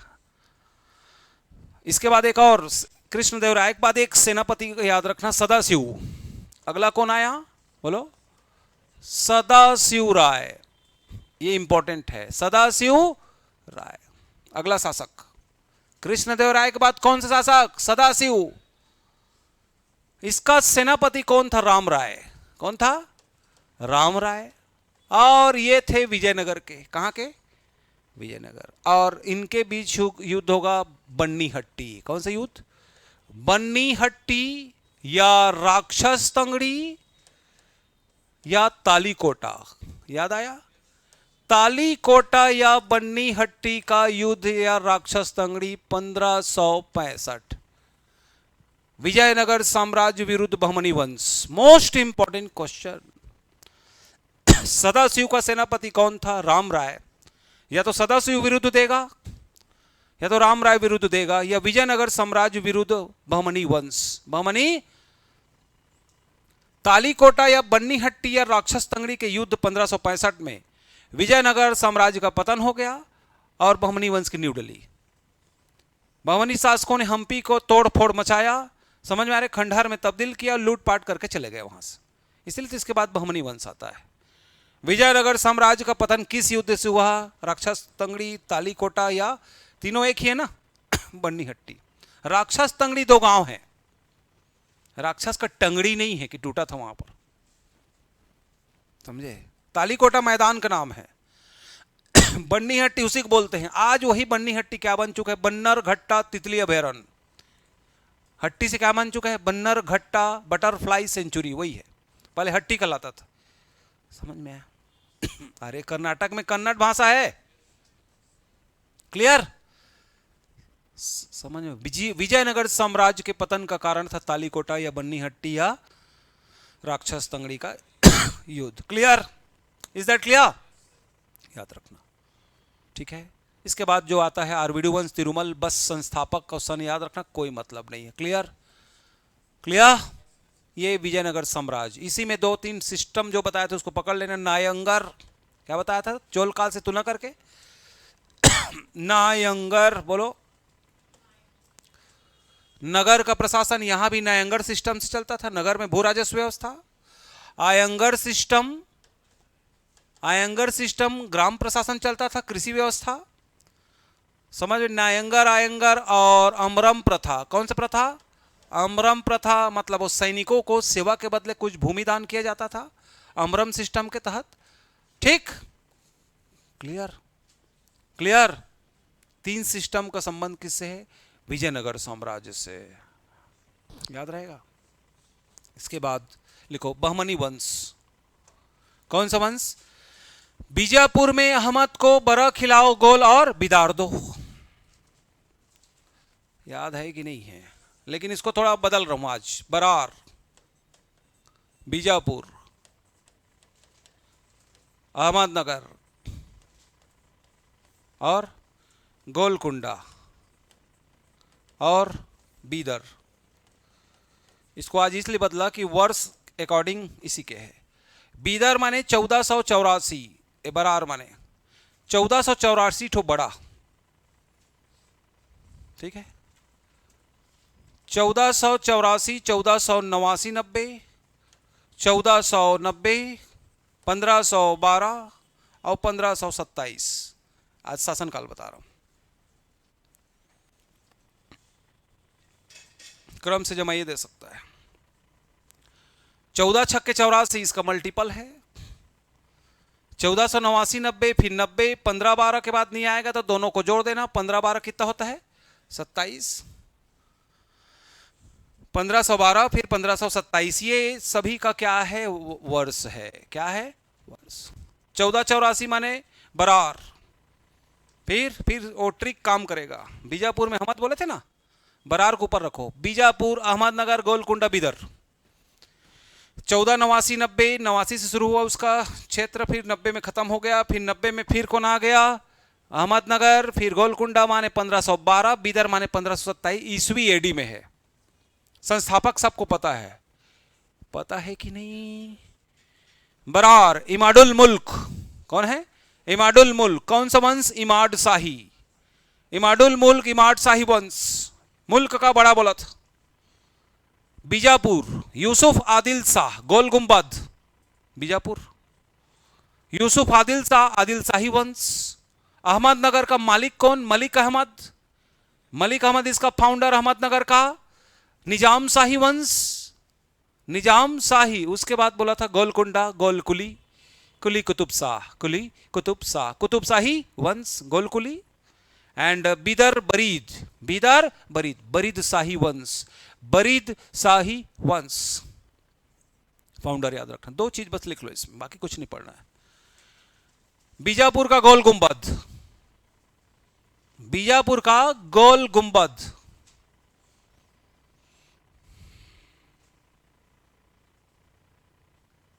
यूसुफ आदिल शाह ने बनवाया गोल गुंबद। और हैदराबाद का चार मीनार, सुने हो नाम? चार मीनार हैदराबाद, कुली कुतुब शाह, कुली कुतुब शाह। पूछेगा कोई बहमनी वंश में कितने क्षेत्र थे, तो याद रखना 5 क्षेत्र, सबका वर्ष, सबका संस्थापक। बहमनी वंश की स्थापना अगर कोई पूछेगा तो 1347 में अलाउद्दीन बहमन शाह, अलाउद्दीन बहमन शाह ने किया।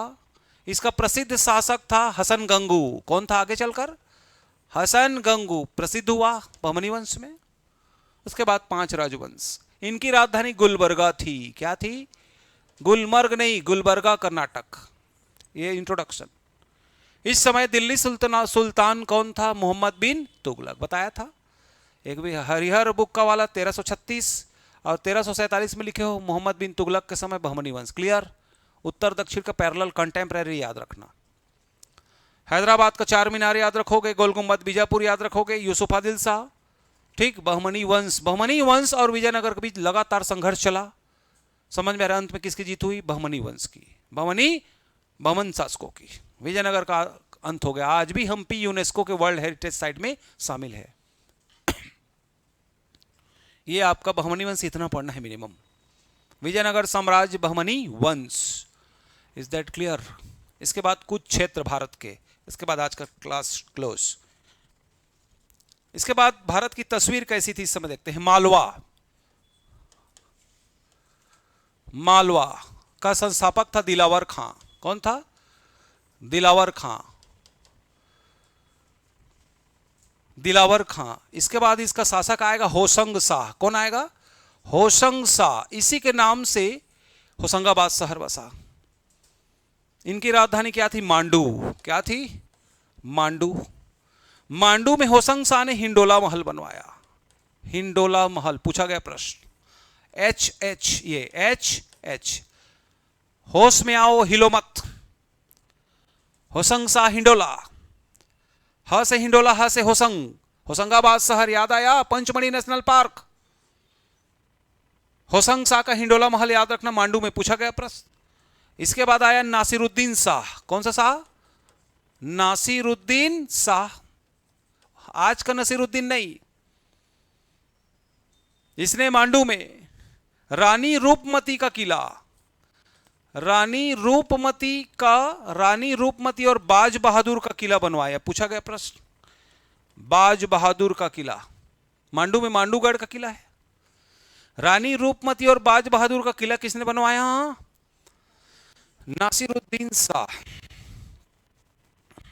समझ में आ रही कि नहीं? याद रहेगा। ह से हिंडोला, ह से होशंग शाह, रानी रूपमती और बाज बहादुर का किला, नासिरुद्दीन शाह। मालवा का संस्थापक कौन बना? कौन? दिलावर खां। दिलावर खां याद रहेगा। इसको याद रखना। मध्य भारत में तस्वीर बता रहे हैं। फिर मेवाड़। कौन सा? मेवाड़। राजधानी चित्तौड़। चित्तौड़ में थे इस समय सिसोदिया वंश। कौन सा वंश? सिसोदिया वंश। इसमें थे राणा कुंभा। सुने हो नाम? राणा कुंभा। कीर्ति स्तंभ बनवाया। राणा कुंभा ने 1448 ईस्वी में चित्तौड़ का विजय स्तंभ या कीर्ति स्तंभ, कभी भी पूछ सकता है। विक्ट्री पिला। कौन? राणा कुंभा। कुंभलगढ़ का किला इन्हीं के नाम से है, मेवाड़। कुंभा का पुत्र हुए राणा सांगा। राणा कुंभा के पुत्र कौन हुए? राणा सांगा। राणा सांगा के पुत्र कौन हुए? उदय सिंह और भोज सिंह। उदय सिंह और भोज सिंह। भोज सिंह किनके पति थे? मीराबाई। उदय सिंह का पुत्र कौन? महाराणा प्रताप। प्रताप का पुत्र कौन? अमर सिंह। अमर सिंह जहांगीर का समकालीन। महाराणा प्रताप अकबर का समकालीन। उदय सिंह किसका समकालीन? अकबर का, याद रखना। और उसके बाद राणा सांगा किसका समकालीन? बाबर। बाबर का समकालीन राणा सांगा, खानवा का युद्ध। महाराणा प्रताप और अकबर, हल्दी घाटी का युद्ध 18 जून 1576। और अमर सिंह किसका समकालीन? जहांगीर, मेवाड़ विजय, याद आया। और उदय सिंह किसका समकालीन था? ऑलरेडी जहांगीर, इसका अकबर। अकबर समकालीन, याद रखना। कुंभा का पुत्र सांगा। सांगा को ही संग्राम सिंह कहते हैं। सांगा के दो पुत्र हुए, उदय सिंह और भोज सिंह, जो जिसकी पत्नी कौन थी? मीराबाई, याद आया। सिसोदिया वंश, मेवाड़, चित्तौड़ इनकी राजधानी, अरावली पर्वत का राइट हैंड साइट, याद रखना। इसके बाद जौनपुर, कौन सा पुर? जौनपुर। जौनपुर की स्थापना जुना खां उर्फ मोहम्मद बिन तुगलक के नाम से फिरोज शाह तुगलक ने किया था, याद आया। याद आया। जौनपुर शहर बसाया किसने? फिरोज शाह तुगलक। पूर्व का सिराज कहते हैं इसको। जौनपुर को क्या कहते हैं? पूर्व का सिराज। समझ में आ रही कि नहीं? पूर्व का सिराज। इसी जौनपुर में रहते थे मलिक मोहम्मद जैसी, पद्मावत। मलिक मोहम्मद जैसी, पद्मावत के रचयिता, सुने हो? जौनपुर, पूर्व का सिराज। पूर्व का सिराज जौनपुर यूपी में है, याद रखना। फिरोज शाह तुगलक के द्वारा बसाए गए 5 शहर में से एक जौनपुर जुना खां उर्फ मोहम्मद बिन तुगलक के द्वारा बसाया गया शहर था, याद रहेगा। इसके बाद याद रखना है कश्मीर। कश्मीर, कश्मीर का संस्थापक सुहादेव। कौन थे? कश्मीर का चूहा सुहा। इसमें एक शासक को याद रखना, जैनुल आबदीन। किसको? जैनुल आबदीन। कश्मीर का अकबर कहते हैं, बहुत लिबरल था। कश्मीर का अकबर पूछा गया है। उदारवादी शासक कौन था? जैनुल आबदीन। हिंदुओं पर से टैक्स हटा लिया, हिंदुओं के साथ जो है न्यायपूर्ण नीति अपनाई, प्रेम दया उदारता को अपना आधार बनाया, इसलिए इसको क्या बोलते हैं? कश्मीर का अकबर। कौन? जैनुल आबदीन। पूछा गया प्रश्न। इसके पहले जो शासक था उसको याद नहीं रखना, अपोजिट था इसके। कश्मीर सुहादेव, कश्मीर। इसके बाद बंगाल। बंगाल, इसका संस्थापक था इलियास खां। कौन था? इलियास खां। इसी के दरबार में था मालधर बसु। मालधर बसु, बोलिए। बंगाल है तो बसु। श्री कृष्ण विजय, बोलिए। श्री कृष्ण विजय किसकी रचना है? मालधर बसु। माल, माल सबसे ज्यादा किसके पास होंगे? कृष्ण। मालधर बसु, बोलो। समझ में आया? इस समय भारत की तस्वीर, कश्मीर की, जौनपुर की, मालवा की, बंगाल की, सुने हो? गुजरात की। तो गुजरात में तो महमूद बेगड़ा था, अहमद शाह था। कौन था? अहमद शाह। अहमदाबाद का जामा मस्जिद वही बनवाया, अहमद शाह। ठीक। और मालवा की तस्वीर, ये इस यहां तक का हिस्ट्री मध्यकाल का। समझ में आया? इतने को जरूर पढ़ना। मैच द फॉलोइंग दे सकता है कभी भी। ठीक। इसके बाद ये मध्यकालीन भारत का पार्ट 3 लगभग यहां से खत्म होता है। इसके बाद आपका आधुनिक भारत का शुरुआत होता है यहां से, मराठों से, समझ लो। हालांकि मराठों को मिडाइवल में लिया गया, लेकिन मान के चलो अब इसके बाद क्या शुरू होता है? मराठे भक्ति काल, भक्ति आंदोलन, मराठा को आगमन, उत्तर मुगल। कौन सा मुगल?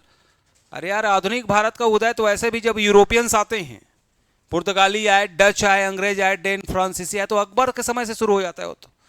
समझ रहे हैं? ठीक। 1707 के बाद के काल को क्या बोलते हैं हम? आधुनिक भारत का इतिहास। औरंगजेब की मृत्यु हुई तो आधुनिक भारत क्या हो जाता है? शुरू। लेकिन इस बीच में हमको पढ़ना है मराठों को और भक्ति आंदोलन। नेक्स्ट क्लास में हम पढ़ेंगे। Is that clear? क्लियर? चलिए, तो आज के लिए इतना ही। उम्मीद करता हूं मित्रों कि आपको वीडियो पसंद आ रहा होगा। अगर फिर भी कोई कठिनाई हो रही हो आपको, तो बार बार वीडियो को रिप्ले करें, देखें, शेयर करें अगर अच्छा लग रहा है तो, ठीक है। और अधिक से अधिक इसको रिपीट करके सुने। निसंदेह जो है आपको यह ट्रेस होगा हर चीज। और प्रश्न इसी में से ही आएंगे, इसलिए इसको एक बार जरूर सुने, वीडियो को पूरा सुने आप, तब जाके आपको क्लियर होगा। Is that clear? ठीक है, थैंक्स।